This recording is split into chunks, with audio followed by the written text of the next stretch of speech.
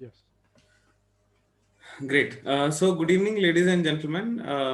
Entrepreneurs 11 has been a fantastic journey for me personally, and this is the season finale of this wonderful series.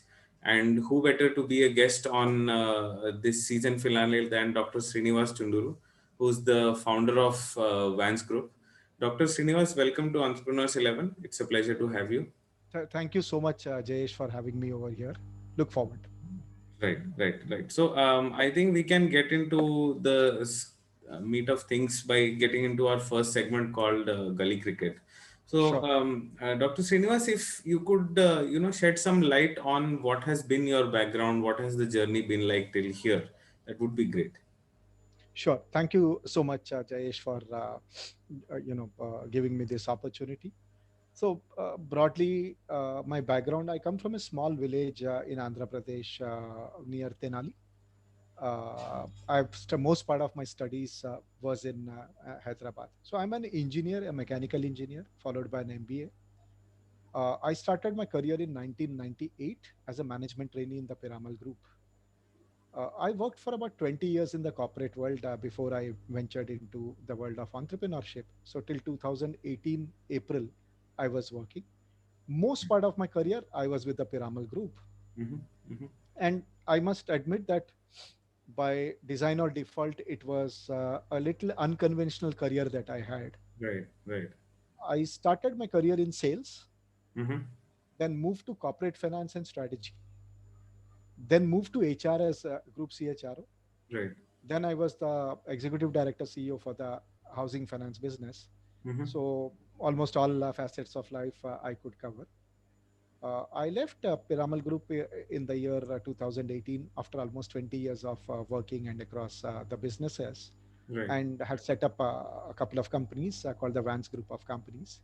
Right. Most part of my career I've been in Mumbai, so it has been an exciting journey. So in other words, I was an entrepreneur within a large group Hmm. trying to set up and scale a few business. Right. Now I'm an entrepreneur for last 3 years period of time. So that's broadly what my journey has been, Jayesh. Right. And interestingly, I was going to, when I was going through your profile, you have had your experience in M&A, investor relations, you got into HR, you've been on the board or an advisory of Ola and a few other companies. So what drove this diverse roadmap? Sure.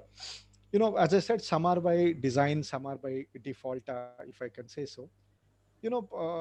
I am an MBA in finance, whatever it means, and I always wanted to have a career in finance. So when I joined as a management trainee way back in 98, Mm-hmm. 32 of us from different B schools, fairly reputed B schools, have joined the company. Right. And HR was actually distributing our work, saying that, you can go here and you can go after the induction. Mm-hmm.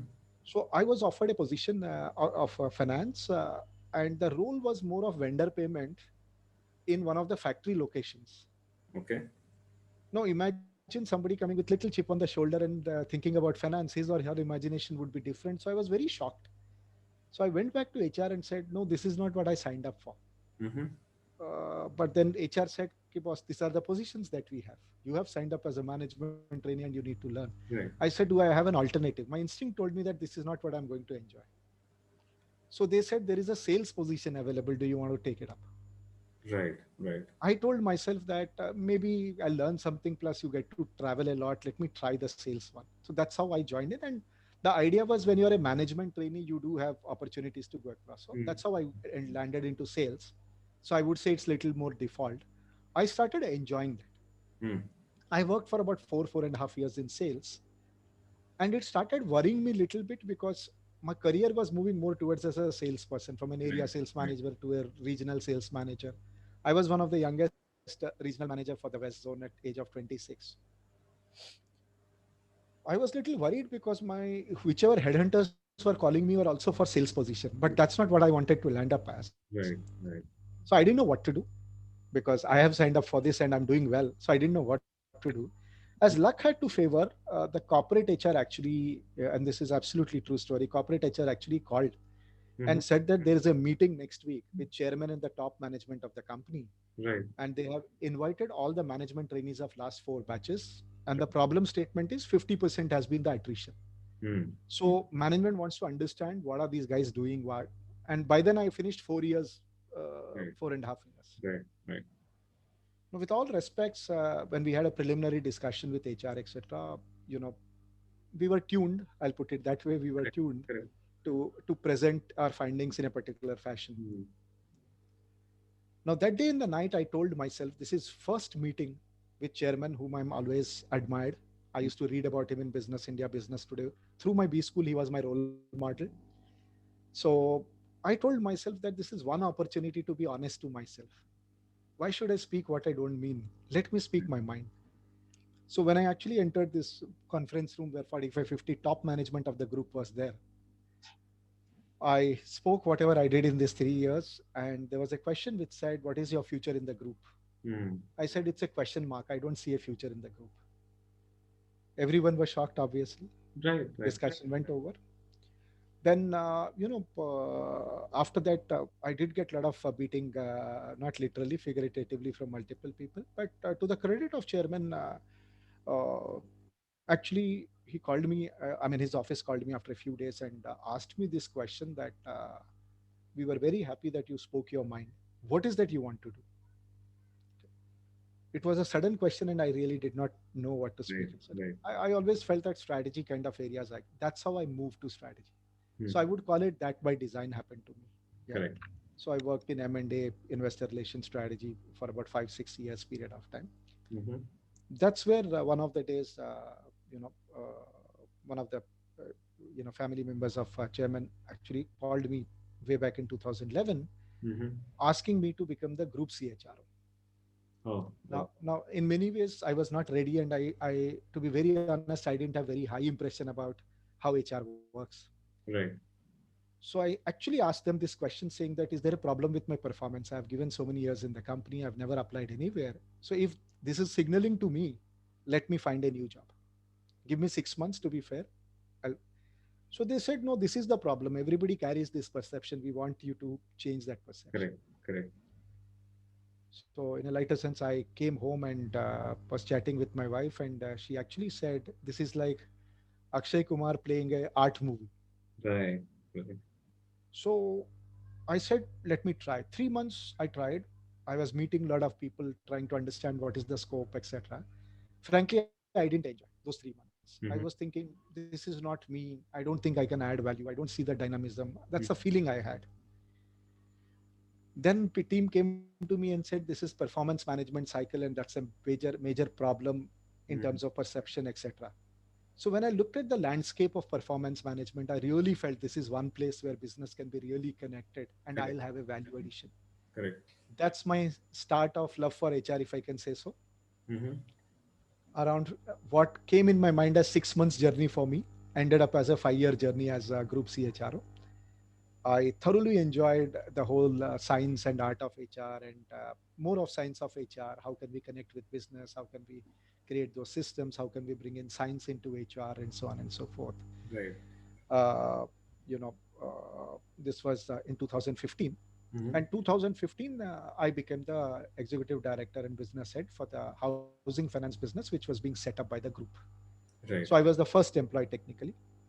Until 2018, I have worked in that group. Right. Then the entrepreneurship started. So if you actually see this, some of them have been by default where I experimented. Some Correct. of them has been I've been aspirational to that. So that has been the trigger for the movement across these functions. Right. Right.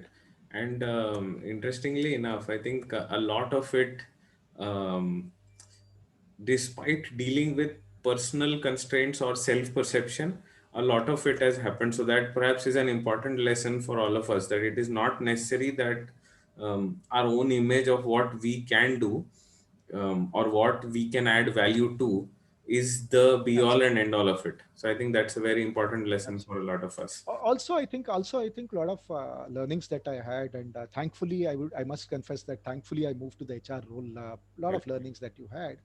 See, everyone has their own style and personality, Correct. right? Correct. So one has a perception that HR would need these kind of personality, which is not my personality, which Right. is absolutely reverse of my personality. Correct. But then I realized that when you have a framework, when you have a methodology of doing things, Right. Right. personality really doesn't matter. Right, right, right. Absolutely, absolutely. So, what was the eureka moment for you? You know, when you discovered or when you came to know that entrepreneurship is the thing for me. This is when I want to do, and this is what I want to do. Sure, sure. So, as I said, coming from a small business community, I'm born in a business community. So, very few people are from my community actually work. Right. Most of them are business people. So, somewhere there was a natural instinct for me to do business. So, I always used to aspire to be an entrepreneur Mm-hmm. right from the school days. Okay. Okay. But what happens is, again, as you rightly said, the self constraints coming from a middle class to upper middle class family, you always postpone things by 2 years, saying that let Right. me earn, do, etc., etc.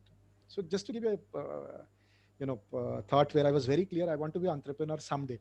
Yeah.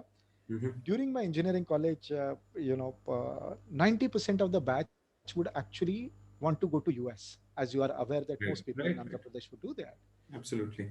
What I realized, and I was very clear that I want to do an MBA and I don't want to go to US. I used to realize that each of these students had to actually write some reco letters from the professors, get some reco Mm-hmm. letters, print them, and send it to the universities. And Right. I was finding that writing English was very difficult for most of the engineers. Mm-hmm. And arranging for all of these things, it was a complex, little bit complex Correct. logistics involved. Correct. Correct. I told myself this is one way of earning my fees. So I told most of the guys that I will give you door to door service of drafting the letter depending on which university you are applying for, Right. figuring out the letter pads from the stationery and professors, etc., getting it done, printing it, giving it. You have to take a signature from the professor, Mm. right? Mm. And I used to make a, 9 rupees was my cost price and 25 rupees was my selling price. Right. Right. Trust me, in a period of 3 months period of time, I actually made my college fees. Oh. Yeah. Oh. While this was an opportunistic moment, the whole pleasure of saying that Right. you smelt an opportunity, an unmet need where you are Absolutely. adding value and doing things. This was way back in 1995, 96. Mm-hmm. Went on to do my MBA. So while working, I always had an aspiration. And if you look at my career, most parts of my career was creating something. I may Correct. not have been an entrepreneur, creating something. So I was always confident of success as an entrepreneur. Mm-hmm. Mm-hmm. But one thing led to another, I kept postponing it.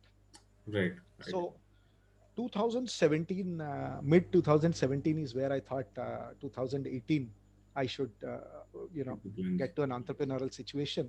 Mm-hmm. Mm-hmm. Part of it is also a theory which I firmly believe called FIRE, Mm. financially independent, retire early, Right. which means there is some maths to that, wherein Correct. if you Correct. have this much of backup, you are comfortable with that. I was reaching that stage, so I was comfortable that way. And second, I was also thinking 20 years of corporate experience, I should experiment something. Correct. Correct. So to be very honest, 4 5 months before the business, leaving the company, also my business model was getting shaped. Mm. Mm. I was not fully clear about the business model. I was tossing, talking, Right. traveling, meeting, etc., etc. So I didn't have a Power Pack presentation, or neither did I have a technology architecture to think what I want to do. But by the time this 3 4 5 months, yeah, before I left the company, I started thinking and meeting a lot of people. A lot of clarity emerged, Mm. and I'm very glad to share that the plan that I started off in 2018 and what I am currently following, and God has been kind to us. We have done at least 10 iterations on the job. Oh. So the model that we envisaged and what we are doing is slightly different, and we are not shying with the fact. But on a trial and error basis, we tried it and we kind of moved out of it. So for me, the eureka moment in entrepreneurship was 10 days before my last working day. Mm-hmm. I met a leading entrepreneur. I can't name. I Right. met a leading billionaire entrepreneur. Mm-hmm. Tossed him the idea of what I want to do. Right. I didn't have PowerPoint. I didn't have anything which is presentable in any format. Neither I am 20 something from IIT with a brilliant idea to say so. I shared the idea. The entrepreneur ended at the meeting with me by saying that I will be your first customer, and the entrepreneur was my first customer. Yeah. So I think that was an eureka moment where the thought actually got converted, and therefore 3rd April 2018 was my last working day as a professional, Mm-hmm. and 5th April my business started with my first customer. Right, right. Yeah. So that has been a eureka moment where verbally, whatever you spoke, there were believers in you. Right, and I think that also makes a lot of sense for entrepreneurs to keep in mind that it is not a, so if that dream is in your mind, it will always keep taking shape. So it's important for Absolutely. you to give it time to nurture, even if it is in bits and pieces. If you give time to it to nurture, it takes shape eventually. And obviously, it's an iterative process, as you mentioned. So that helps a lot. And also very important is that I think we have to be passionately dispassionate. Right, See, right, you have to work with a lot of passion and heart, but what happens is you have to be practical enough to correct. leave some ideas like hot potatoes if it is not a viable option and not Absolutely. really, get married to that idea. But I Correct. think Right, that part is very important. right, right. Very important. True. So, great. I think we can move on to our next segment, Sure, which is power play. sure, So, Dr. Srinivas, can you tell us something about Vance Group and what is the core driving force behind it? sure. So, technically, Group comprises of two companies. One Mm-hmm. is called Vans Investments, Right, and one is Vans Skilling and Advisory. right. So, Vans Investments, is more of an investment arm wherein we are invested into 6, 7 of the startups. And Mm. these are not really early stage startups. Some of them are between early to mid and mid to late stage of kind of a startups, to say so. Right, right, And the theme of this, Vans Investments, most of the funds are family funds, so there's no external fund, lot of external fund in that sense. So therefore, we have flexibility in terms of our thoughts and investments. right. Now, the theme that we kind of work on, and we are invested so far, and I'll give you a few examples, is something which can create social impact for a better tomorrow. Right, right. So, for example, we are invested into a fintech company. It's now a Series B company. Mm-hmm. Okay. Now that company actually lends money to bottom of pyramid. Oh, okay. It's a proper commercial company, Right, profit making company, Series B company. But idea is a bottom of pyramid, people who earn less than 20,000 rupees, etc. Right? right.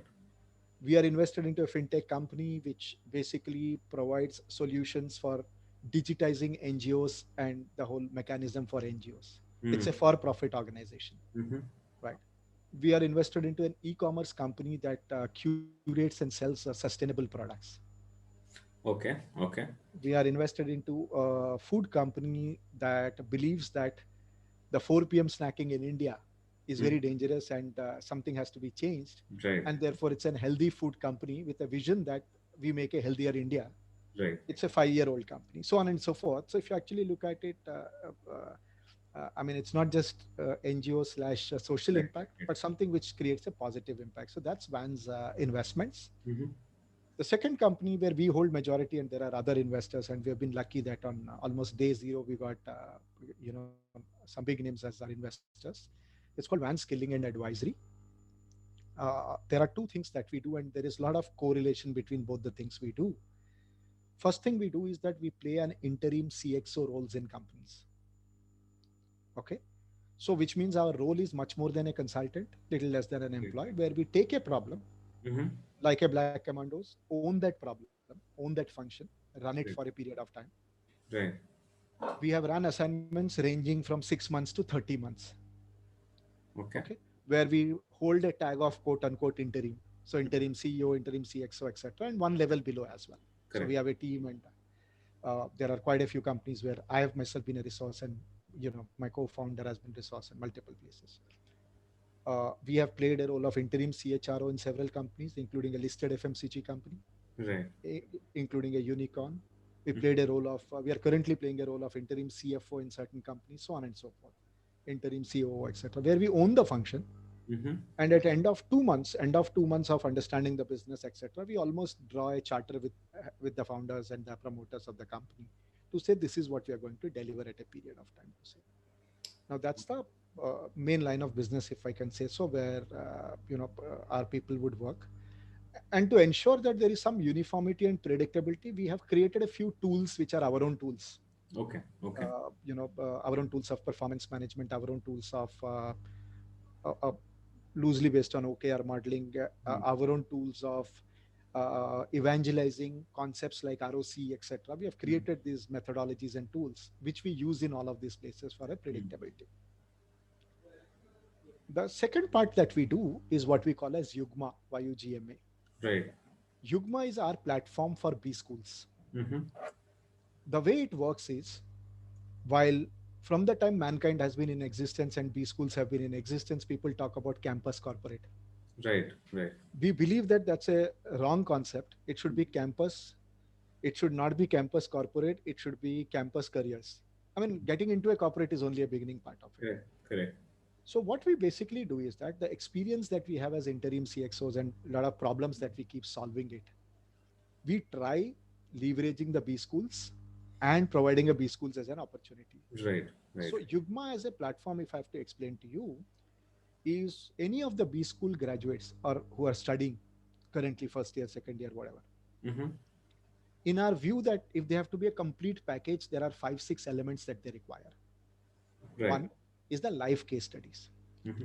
Now, with all respects, live case studies is not about picking up a problem from a company and sharing with the students, but Right. curating the problem, Right. understanding it, converting this, and figuring out a solution towards it. Correct. Correct. So, live case studies for the students. Now, summer internship Mm. in 80% of the cases, I'm not referring to the top 20% of the students out of the 8.5 lakh students who pass out. I'm Mm-hmm. referring to the other 7 lakh Right. students, if I can say Right. so. Summer internship is something which has not taken a good shape in my view, because students aspire for something, they land up something, Correct. and it's a very superficial summer projects which Right. happen. Right. And Right. I'm saying this with responsibility of almost being a teacher at heart for last 17 years. I've been teaching in my personal capacity in several B schools. So summer internship requires a lot more mentorship, and the word mentorship is very loosely used as one counseling session. Here I'm talking about a structure for mentorship. Similarly, the world has changed, and therefore certain modules are must have for students. For example, you have been a HR professional. 10 years back, 20 years back, not many of us understood HR analytics to the depth. Correct. Today, in my view, it's a must have. Right. Right. Absolutely. So, how can we bring in those flavors? Mm. Now, in the tier 2, tier 3 B schools, 70% hiring happens in BFSI sector. Mm. Mm. While there is a subject called banking, it talks more about RBI and the guidelines of it, Correct. but not really your daily job and how incentives are computed. Absolutely. So, getting some of those niche subjects being taught in the, B schools, to say so. So the idea is you have extra vitamins for you to study. Mm-hmm. You have curated summer projects Mm-hmm.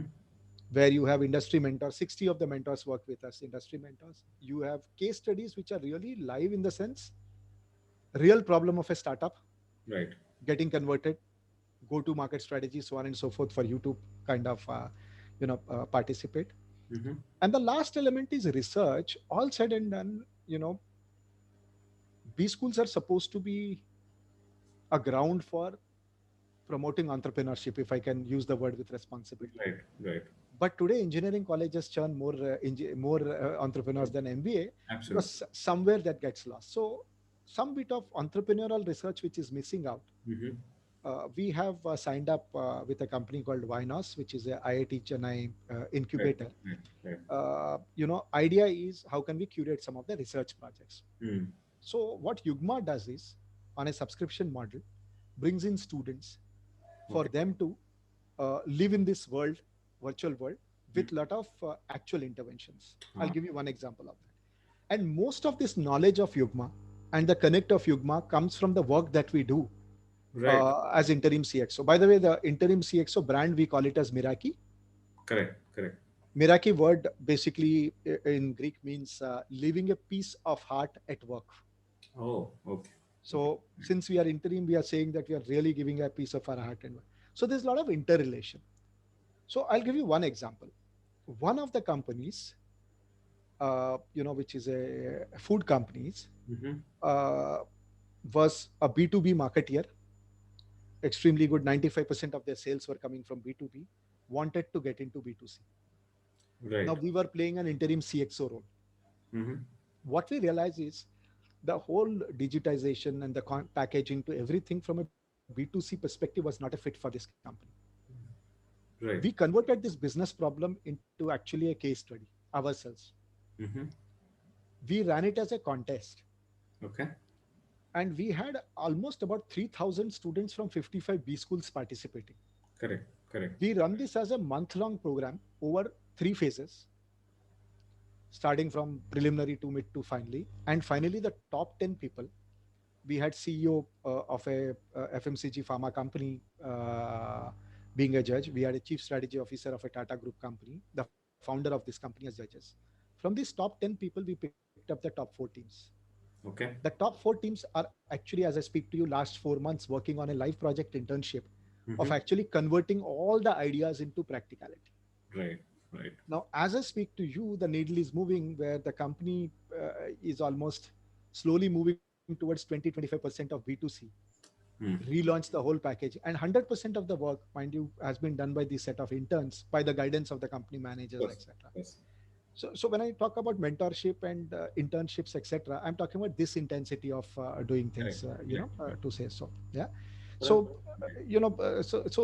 so that's Yugma for us. In many ways, these are not two different things. A lot of things of Yugma are driving Meraki. A lot of Meraki would drive Yugma.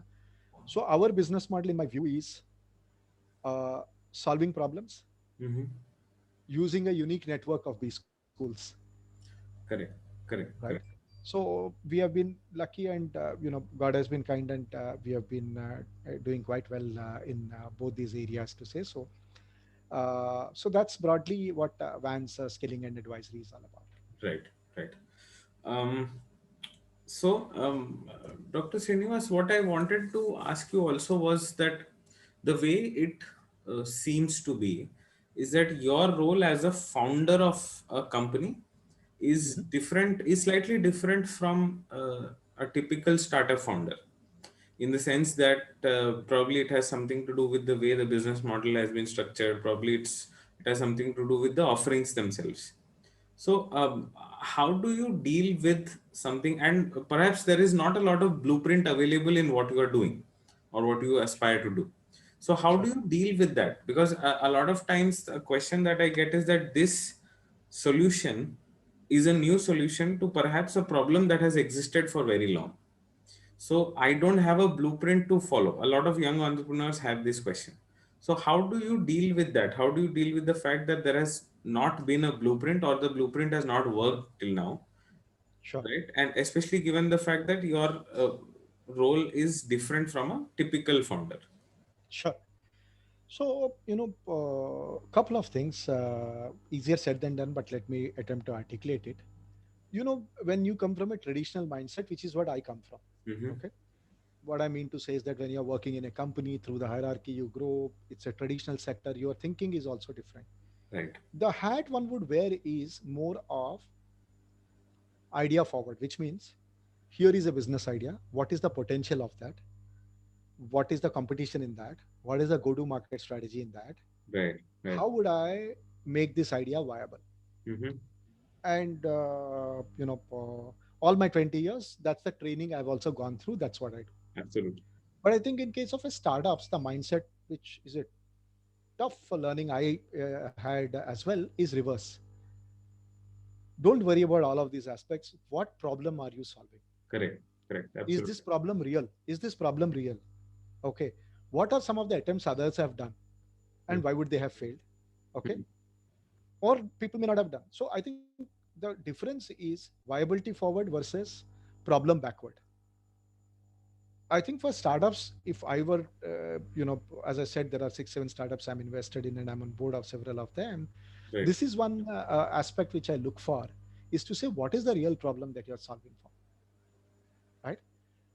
So I think the deep understanding of the problem, how the mechanism works, and by doing what you're doing, what's the likely impact that you want to create, so on and so forth. I think that should be the genesis for the business model. Right. In a lighter sense, I keep saying that I'm about 46 now. So I started this entrepreneurship journey in 42, 43. Yeah. Mm-hmm. So I keep telling that one flight changed my life. One flight. with all humility, I was youngest everything in the corporate world Correct. wherever Correct. I worked. Yeah? I would have been youngest manager, vice president, president, CHRO, so on and so forth. So when I took a flight from Mumbai to Bangalore to meet that entrepreneur that I talked about, Mm-hmm. I was youngest everything. After 2 hours, the flight lands and I meet this entrepreneur. After 4 hours of discussion, I realized that if I get into this project, I would be oldest in their Yes. system. Right.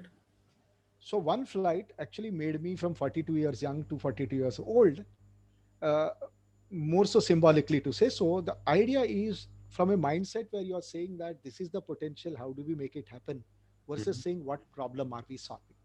Correct. I was lucky enough to meet a lot of investors. Not now, even when I was a part of the corporate, to meet a lot of investors. I myself invest in some of the companies which I've mentioned. I think this is the moat or the crux of the problem, to say that by doing what you're doing, what is the unmet need that you're trying to solve? I think that focus most of the people should have. That's one. Second, I think let's be practical. The probability of your idea working is anything between 1 to 2%. Hmm. Hmm. Yeah. So be prepared with that. Yeah. So what I mean to say is that there's no guarantee. You may have been superstar, rock star doing something. You may Right. completely fail. Have that intellect humility to accept that failure and move on. I think that's a second slight difference.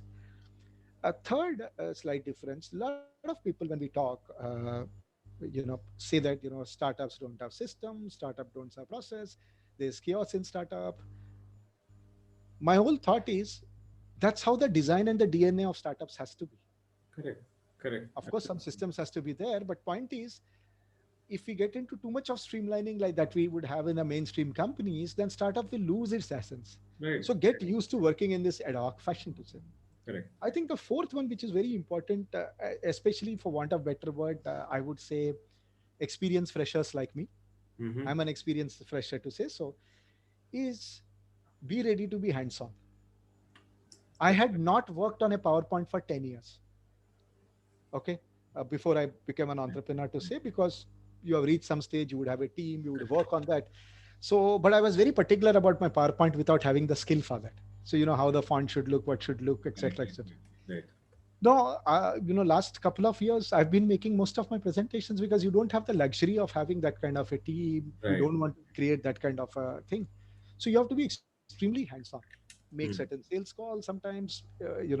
Write some of your LinkedIn posts versus you having a couple of PR agencies working for you, so on and so forth. So I think you should be ready for that kind of a hard work of 12, 14, 16 hours, whatever it takes. So, one question people ask me more so from an age perspective is, do the late 30s or late 40s or mid 40s or early 40s like me have a disadvantage in the mind of Right. investors? Right. My, Absolutely. my, my answer to that question is very simple, that age is not biology. Age is the character you display. Hmm. Hmm. Do you have that agility in you? Are you ready to hard work? Do you want to be hands on? Do you want to experiment it? As long as you possess those characters, Mm-hmm. and a 20 something obviously would get it naturally, 40 something has to work hard for it. Correct. Correct. I don't foresee a challenge in saying what Right. I'm saying. Yeah. So I think as long as these 4 or 5 things are kept in mind, you would find that a lot of the startups would emerge quite faster. Yeah. Correct.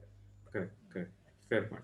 So, there is a lot of work, I think, that you have done, as far as transitions are concerned, in the sense that the whole Meraki thing that you mentioned, where there is an interim team which is in place. So, which is very interesting, because generally it takes a long time just to get the hang of things. Right. On the other hand, you are saying that my business model is 6 to 30 months, in the sense that I spend half a year, I spend 2 months, but I can spend as less as half a year and as long as 2.5 years to get the whole thing, to deliver the whole thing. Right. So I wanted to understand that, a how do you get the pulse of the company in such a short period of time? Because I have a sense that this could help a lot of startups and entrepreneurs rather, in getting a hang of things. And Second, is there a method to it, or is there more like a getting the feel of it? So is it more science than art, or is it more art than science? Kind of combination. So, how do I put it? If I have to make it sound very complicated, I would call it as art, but it's not an art. It's a combination, I would say, more of science. So, how do you get Pulse to say so? Yeah, I think it is purely a first principles job. If you Hmm. go with the notion that I've solved problems of these companies now, this is like a baby for me, I don't think it works. Hmm. And startups, each startup is so unique. Right, right. Within a startup you have multiple cultures, so therefore very difficult to replicate anything whatever worked there. Mm-hmm. I'll give you a few examples of that. I think what we do is that in the 2 months, a lot of first principles. One, lot of conversations with the top management, multiple stakeholders. Okay. And these conversations are as simple as to say that how do you spend your whole day? Okay, Yeah. going up to as detailed as what's your plan, how does it go, what is working or not. We would do a lot of focus group discussion, especially with set of people who are more articulate, Mm-hmm. who are rebels, the tech professionals, etc. We Yeah. understand what are the issues. Right, right. Basis this, we use a methodology called World Cafe methodology. Okay. Okay, almost 24 times I've done this. In fact, tomorrow is the 25th time I'm doing for one of the fintech companies. Is what we basically do is that we collect all this from multiple places. We create our own hypothesis to say that these are the top three problems for the company. Fair, fair. Discuss that with founders, board members, some senior people to get a buy-in, make some detailing of that. The way World Cafe works is you call 25, 30 people, assorted set of people Right. who have not spoken to each other, probably may have spoken, but from the company itself. You would create three table leads. One Okay. could be founder, one could be co-founder, one could be somebody else who understands. Right. That day, they are not going to cut you, or that day, they are not going to be judges. They will be facilitators. Right. We create a team of 5, 6 people. Each of these 5, 6 people go to table number one, discuss on the problem and the possible solutions for a couple of hours. Okay. And the problem is so detailed, articulated that the guys can't come and talk at 30,000 feet. Right. Right. Right. And the guy will, and the table lead will keep pushing them, saying, boss, how do we act on this, etc. Yeah. Correct. Correct. After that 1.5, 2 hours where the table lead is taking extensive notes and we facilitate that Mm. session, the people in table one go to table three.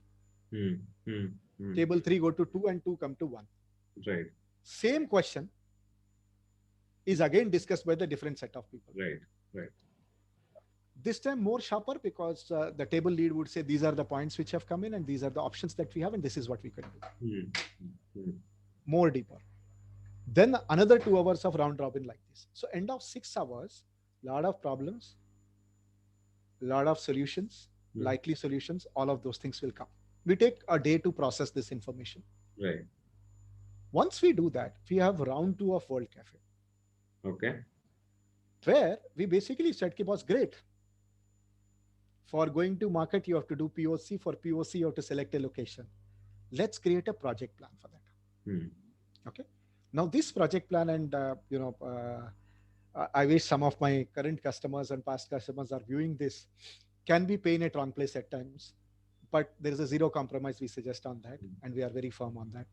Is go to a granular detail as much as if you have to do POC Mm-hmm. and you have to hire one intern to do that. Right. It will almost talk about which colleges you want to go, when will you go, who is responsible, kind of stuff to say. Right. Right. So you create all these action items, and trust me, in the first go, you will get 1,000 action items. Mm. You filter all of them again through discussions Correct. into ease of implementation and impact. Mm. And you create a hierarchy of these things. And the teams which gives GAN, etc., are responsible for solving it. You create a solid PMO, 2, 3 people, either Right. from our side or from the company side, who would virtually have a daily discussion, weekly discussion, etc., to figure out what's happening, what's not happening, course correction, etc. So the whole idea is startups and other companies, I would call it as version 2.0 companies which have been in existence but rediscovering themselves. You have to involve people in solving problems Correct. Correct. Absolutely. versus the brainstorming of having you tell me what's happening kind of stuff. That's one. Second, you're creating a culture where you're saying, I may be a CEO, you may be a manager, but that's outside this room. Hmm. Hmm. Here we are table mates trying to solve a common problem. So hierarchy is more administrative in nature rather than cultural in nature. Correct. Correct. Absolutely. So you are actually, you know, kind of focusing upon that part to say. Hmm. Now, this is how you kind of consolidate on your plans. And one very important aspect, Jayesh, easier said than done, is each of these work streams, one question they have to ask themselves: whom are, whom is this action item meant for? What Correct. does it mean? If somebody talks about changing the ESOP structure as one of the action item, Hmm. so the answer to that question is we are doing this for convenience of HR or efficiency of HR. Hmm. Or the answer is we are doing it for the top management for their vision to be fructifying, or we are doing it for delight of the customer of the employee. Hmm. Right. If one of the three boxes are not ticked, Hmm. Then there's not. no, you don't have to do that, Absolutely. right? Apart from this, there are certain tools, and these are all tools which we have over a period automated. There are Understood. certain tools, for example, we use one tool, where on the x-axis we would have influence, on Hmm. the y-axis we would have authority. Okay. We literally mark the organization to say that who are the people with high authority, high influence, low authority Right. in that. And to integrate them into this project, we would have different strategies for each of these coaches. Right. Right. Right. So, and therefore, in this 2 months period of time, you arrive to a situation to say that what is the easiest way of to reach the heart of the people to get that buy-in. These are the two things. Let's implement that and let's get there. Yeah. So that's the broad thing, methodology that we use. I mean, methodology, I can share a document, but frankly, you cannot just replicate it because it's Correct. a very Correct. first principle Absolutely. driven in an Yeah. organization. Now, this is one aspect of tools, etc., that we kind of get a pulse of, because here you're talking to people, you're trying to Hmm. relate that to numbers, you're trying to relate with the process, you are finding out team dynamics. So, a lot of black holes are coming into picture. Right. Right. One more tool which I extensively use, and probably in my career, including my professional career, I would have used this tool for 5,500 people, more so after being an entrepreneur. It's a tool where personally, I hold a patent for it. It's called EX. Everything else is complex, is the name of the tool. Okay. Okay. For want of better word, the tool is a simulation, a game Mm-hmm. for multifunction people to connect to the work that they do and how does this relate to the shareholder returns. Let me explain that. Okay. Okay. So, for example, if a company says ROE is what I want to drive, or GMV is what I want to drive, or profit I want to drive, EV I want to drive, I, as a salesperson 20 levels below, what do I do? If somebody comes to me and says ROE badana, I don't know what I'd have to do. No, no. Right. Right. Right. You Absolutely. are, as a HR ops manager, you have no clue what you want to do. Hmm. Hmm. But if I tell you tomorrow that if instead of processing 10 offer letters, if you process 12, this is what's going to happen. So in Right. that game, what we do is that it's a 12, 14 hours game where everybody from cross functions across levels come in and Hmm. actually play this game, which is actually a replica of an automobile company or any company. You can create that Correct. Correct. with capacity constraints, with money constraints, Okay. with finite demand in the market, and the whole cycle is physically replicated. Right. So you have right from warehouse to people Hmm. to go down to treasury money to all of that, and marketplace and bank and everything is replicated. Oh. Okay. So you play that game, and the objective of the game is to maximize ROE or EVA. Ah. Ah. Now, end of the game, what happens is people would come back and say that, I'll give you an example. If I do a value engineering and replace a material which I'm getting it from Germany, which takes 6 months to ship Mm-hmm. from Rajasthan, Right. Right. my contribution to EVA would go up. Hmm. It is a day job of people. Right. Now, and that gets into an action items to say. So all we are trying to say is that there is no romance without finance. Hmm. So unless you have linkage of your systems to a financial parameters, and Dil Ki Awaaz, what you heard from World Cafe, this it's all theoretical. Correct. Correct. So I think these are two things. My suggestion, advice to startups is one, understand your own business model. Hmm. कि आपका MIS कैसे दिखता है on A going stage और you know धंधे में पैसा कहाँ से आता है. ठीक Correct. है, understand that, relate that to different functions to say so. Yeah. uh, this process in my view either works or doesn't work in 6 months period of time.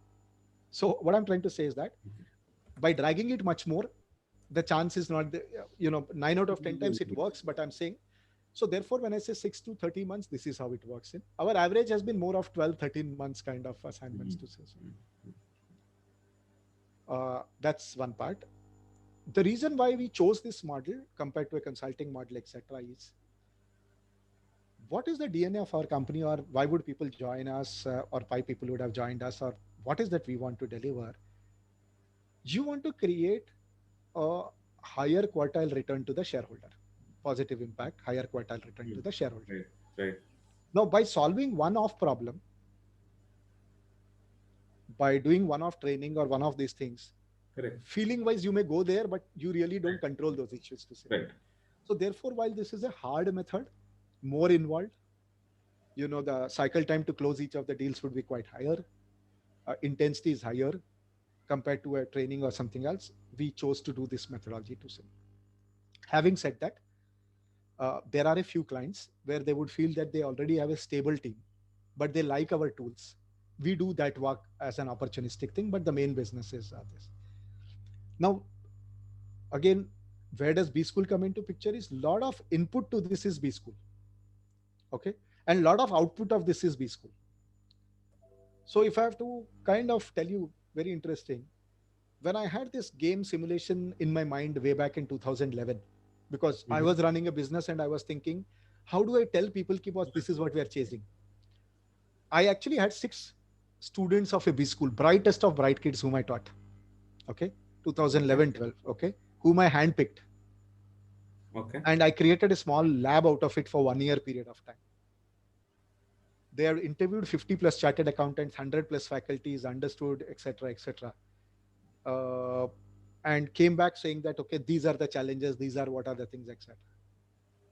Now, the game matured, and as I was doing this game hundreds of times, certain new constraints I kept adding. Right. This right. summers, as recent as this summer, somebody, including your alma mater, if I can say so, I had 2 bright students, one a HR student and one a finance student, Right. who worked alongside with me to do a benchmarking of saying that, are these covering all the elements or are there elements missing? What is the feeling of the people? Because by then we have 5,500 participants. Correct. Correct. The whole idea is, to your question, I don't think tools on a standalone basis without our empathy and first principle basis that we do is works. Absolutely. Our first principles without the tool works. Yeah. So I think it's a combination of tools, continuous feedback and research that we keep doing. I forgot some numbers, but I think during the summers, for example, we had done over 40,000 hours of research with help of so many students that we had with us from different B schools on project management, on our tools, on OKR versus balance scorecard. The whole idea is, unless we are continuous in this research, whatever you have done 20 years back, 10 years back is irrelevant. Going to hold weight. Absolutely. So our philosophy is real-time research. Right. Real-time projects for the B school students, first principles and tools put together, that quadrilateral, can it help giving the upper quartile returns to the shareholder? Correct. Correct. We do work with some of the private equities for their investee companies as well, where they want to set this as a process or a way of life. Right. Right. Makes sense. Makes sense. And I think it is a fantastic way to, a lot of insights keep coming in, and they can keep coming in. So it covers advertently, inadvertently, it covers perhaps most of the bases, if not all. Absolutely. So works. I'll give you one example where it's not always positive, and then your learnings are that whatever you try, everything works out. Right. Right. Right. One of the companies, okay, that I worked with as part of interim work, we realized that, for want of better word, quote unquote, discipline of the people was a challenge. People don't come on time. People, come at 1 o'clock. There's no clocking system. There's that. Against the DNA of the nature of startups and the tech companies, we thought of introducing timings with some flexibility, Correct. come between 8 and 10 or something like that. Yeah, we got resistance from the founder itself, saying this will not work. Hmm. We Hmm. showed him a lot of data to say basically that 6.5 hours is the average time people are working. So he said, fine, do that. First 2 months, it fired back. Hmm. There was rebellion. We were trying some tactics. People were saying we would not. People were coming out of force. There was people who were disliking personally me and overall Agne. But what I realized is, while the thought was good, our methodology of imposing was wrong. Hmm. Hmm. These are young, smart, bright techies who Correct. don't want rules like this. Right. Then we basically formed a lot of small teams and started talking to them, saying these are the disadvantages, these are the advantages, why, what, how. Hmm. You are working till 1 o'clock. Hell. So they came with a lot of ideas and saying that ठीक है आपको ये करना है आप ऐसे ऐसे करिएगा. Sikariya. Correct. Correct. The moment we involve them, the face change. Now that's a big learning that even a so-called small thing like very obvious thing come to office on time is not that obvious Right. Right. for a setup. So the whole idea is how do you have mechanism of picking these ideas from each of these accounts that we work with, process it, research it, and come back. I think that's the fun and enjoyment that I'm getting.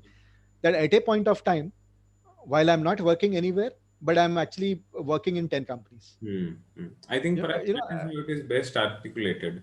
Finding right? problems, getting solutions from people, and getting it implemented again with their cooperation. I think that's how it is. Absolutely, and you have to be little ruthless about your project management and program management over Right. Right. I here think that's essential. to, and have the intellect humility that 6 out of 10 times the things that the way you want to Hmm. execute may not be the best way because the world has seen 20 years back and millennials have seen is different. So you learn out of it and try it out. Correct. Correct. Fair. And one very interesting aspect I picked up over there is you will find that you know in traditional companies you will Mm-hmm. find very few people like me who would have culture whose career path was non-traditional HR, finance, marketing. Right. Right. In Right. the world of startup, every 6 months people Mhm. keep changing, and Right. it works very well. Yeah, it works for them as well. They kind of avoid monotony to a large extent. Fair. So I think we can move on to our next segment. This Sure. segment is called Silly Point. Yeah. Largely, this is going to be a rapid fire question type, short question type segment, right? So we All can right, keep Jayesh. the answers a little light as well. No Yeah. holds barred kind of a thing. Okay. So one, what is your favorite movie of all time? Three Idiots. Three Idiots. Okay, fair. I think at least, yeah, yeah, yeah. Movies or OTT? I mean, theater or OTT? Depends on the time, but currently OTT. Ah, okay, okay. One favorite ad campaign that you really admire or like? So this was an ad of Cadbury's, Mm-hmm. which probably I was in 8th standard, 9th standard, wherein there's a cricketer who scores six on the last ball, Mm-hmm. and his wife slash girlfriend actually jumps and runs and dances in the middle of the field. Right, right, right. Very unconventional ad, rather, very different, unexpected kind of an ad. So today, after so many years, if I think about it, it has really kind of made a huge impact on me. Correct, correct, correct. And I think Cadbury has been pushing the envelope to that extent. Perhaps Absolutely. it was, I think, it was Piyush Pandey, I think. It was Possibly. O&M's ad, I remember. Maybe it Sure. was around 92, 93 types. Yeah. Right, right. Okay, fair. Your favorite holiday destination? Goa. Goa. Okay. Not surprising given that that is where your alma mater is. Um, Probably that's the reason, or you yeah, connect yeah. better with that place. So, barring COVID, every year I do go to Goa for 10 days, 15 days. Okay. Okay. Great. So, what is your guilty pleasure? What is the one thing that you enjoy which you are slightly embarrassed about? Uh, okay, so in the name of sugar, I'm a diabetic, so sugar, I don't consume direct form of sugar. Mm-hmm. But actually, in the name of sugar free, I overindulge into quite a bit of desserts and ice creams, etc., etc. Yeah, I can empathize because my So I father. actually consume more of desserts after being diabetic, which are Yeah, sugar free, than tends pre-diabetic tends desserts. to happen. Tends to happen. Um, okay, okay. Your favorite actor or actress? Kajol, all time. All-time Kajol. Okay, Yes, very strong fanhood it seems because you didn't take even a second to answer. absolutely. Yeah, yeah. Okay, great. Okay, I have two more questions in this segment. One Mhm. is that if you could change one thing about Indian society in general, what would Mhm. that be? A tad more discipline, especially during COVID times. One is seeing. So I Hmm. think more discipline. Okay, okay. Lastly, so if let's say you become the policymaker or the minister who's responsible for entrepreneurship in India, Mhm. what would be your first step? I would introduce entrepreneur and case studies, etc., right from eighth standard onwards. Hmm. Hmm. Hmm. Instead of teaching them computer programming at eighth standard, I would, role model a lot of entrepreneurs, etc. at that time. Yeah. Fair, fair. I think that could perhaps be one way how we can introduce this industry academy thing at a very early age. Fair. That's a fair point. Fair point. Okay. Yeah. So we move to our last segment, which is called slogovers. Mhm. So I wanted to ask you two questions in this segment. Yeah. One is that so primarily Vans Group has majorly it has B2B offerings, right? And Yes. designing B2B offerings, I think, is one of the biggest, something like a black box challenge because startups often find that I can create a B2C challenge because the need is much more visible and the feedback is much easier to get. But designing B2B problems or B2B offerings is a big challenge. So, what are entrepreneurs doing right as of now, and what are they doing wrong when it comes to designing B2B offerings? Sure. I think in any B2B offering, a few things which are very important is how deeply do you map the account. Now, appears very simple, but there are enough gold sheets to different methodology people follow. Mm-hmm. Because in a B2B environment, it is almost like an orchestra which is moving in multiple directions. So you have to be the conductor of that. So you really have to go into the nuts and bolts. So spend a lot of time in terms of understanding the potential accounts, who are the influential people, and so on and so forth, as much detail as possible.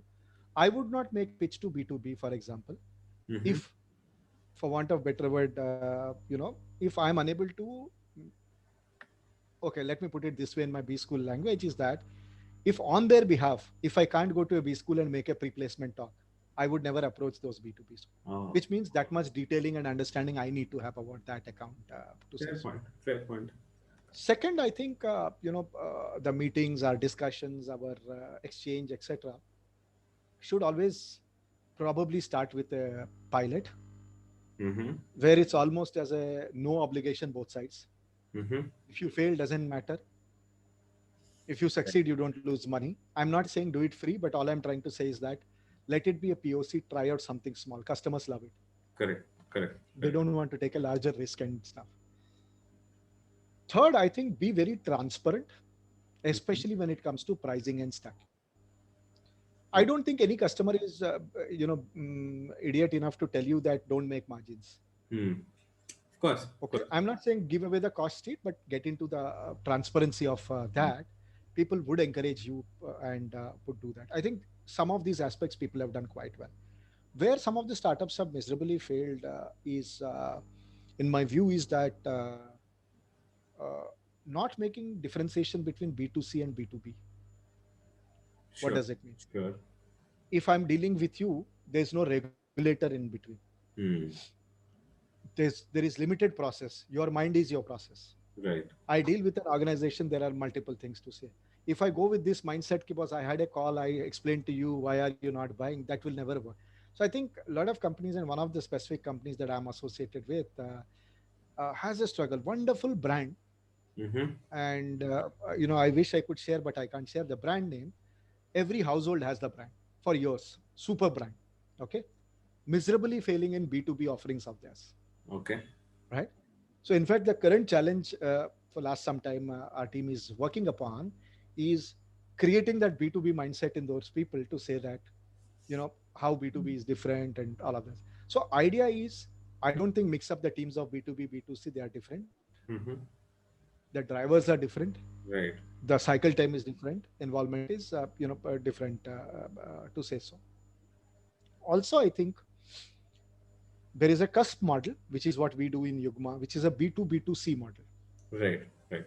Okay, where my consumer is a B school student, but there is a B school in between. For example, if I go to a B school, I'm not going to pitch to them saying that, what, people like me worked for 20 years, we were CXO and we can train you and we are God's gift to mankind. I don't think, I'm sure there must be hundreds of people B school has access to people like us. Correct. Absolutely. Okay. Versus you discussing with B school saying that, okay, if India today ratings are true, Mm-hmm. last 5 years you have been between 35th and 40th. Now these parameters you're scoring, you're not scoring these parameters. Mm-hmm. Okay. Now research is where you're falling short. This is the research that you have done. Now by doing this, these are the researches that you could probably do, Right. right? Right. This is how we can involve faculty. This is how we can make a self-sustainable model. So I think now the mindset has changed, right? I offering what I'm core for versus I solving your problem, Correct. Correct. Absolutely. right? So I guess that amount of detailing is required. It's a little boring because Mm. you have to do it again and again. Your No. success rate is also boring. 6 months they'll take for deciding, but I think it's sustainable in nature, and that's what you need to kind of It's necessary, right? It's necessary. necessary evil. You can't say that I don't want to study because it's boring. Yeah, absolutely. Right, right. Okay, fair. I think my last question to you would be, I wanted to pick your brain on two most important skills or qualities that entrepreneurs should either have or cultivate. Whether it could be from running a business point of view, it could be from getting investments or getting funding point of view, but two most important skills or qualities. I think first is what is in it for the other person. That mindset you should have. Now, a lot of why would out of 100, why would only 5 of the companies get funded? Hmm. Hmm. Because the entrepreneur is so passionate about his idea, he tries to rub that idea, Hmm. which may not be in the mindset. So, what is in it for that guy? Why is he giving that half an hour to you? Developing that mindset to see, uh, you know, in what way we can, help or get to the midway between that to say so. Yeah. Right. Right. Second and most important thing in my view is create your own boundaries slash framework. What does it mean? For example, if you have a mindset saying that, and rightly so, and your values does not permit you to do certain things, Mm-hmm. investor may provoke you, investor may give you an opportunity, investor may test you. Remain very adamant on those, Okay. because the whole astitva of the business is your principles and values on which you have done Right. it. For example, there could be, I'm not suggesting about myself, but example I'm saying, there could be certain funds which for whatever reason, religious reasons or their own beliefs, would believe that they don't want to invest in certain products, Right. Right. segments. Hmm. Now, even if it is a 50% IRR or 80% IRR, does not matter. There's no compromise on that. So I think having those set of principles, spending a lot of times, it's all, I mean, you are an HR professional, you would know what we talk about, values and competencies. Right. These are all tick box exercise in most companies, but how Right. do you make it as a DNA? I think that's very important. Right. Siddharth. Correct. Correct. Third, very important is a combination of patience and impatience. Hmm. Unfortunately, we find two extremes. I have dealt with founders who are so impatient, literally morning to evening, their life goes in terms of chasing people, Hmm. versus somebody who would say that future is bright, let's see, Hmm. right? So I guess a balance between that, where you have to hustle a little bit, you have to create that hustle in the organization, but at the same time, be a little more patient for the results. Right. Right. Right. Yeah. So I Right. guess these 3 4 characteristics are important in my view. Fair. Fair. Yeah. Any parting words for entrepreneurs? So if I have one regret in my life, and I'm being very honest with you, Jayesh, is probably I would have been an entrepreneur 10 years back and not 3 years back. Correct, correct. So I think this question, a lot of students and a lot of professionals ask you, what is the right time for being an entrepreneur? I think right time is now and here. You have an idea, please go into that. Don't get into analysis paralysis, which I did. I'm not saying I didn't enjoy my career, but probably would have enjoyed more as an entrepreneur. Right. Yeah. So good luck, and I would suggest that if you have an idea, go for it, give your best, and future will be in your hands. Yeah. Right. Fantastic. I think with this, we come to the end of this season finale Thank you, and this Jayesh. season of Entrepreneurs 11. Thank you, Dr. Srinivas, for taking out so much time and being very generous in sharing your insights. Sure. Thank you. Thank you so much, Jayesh, for this opportunity, and I enjoyed chatting with you. Yeah. Thank you so much, Jayesh. Thank you. Thanks. Thank you.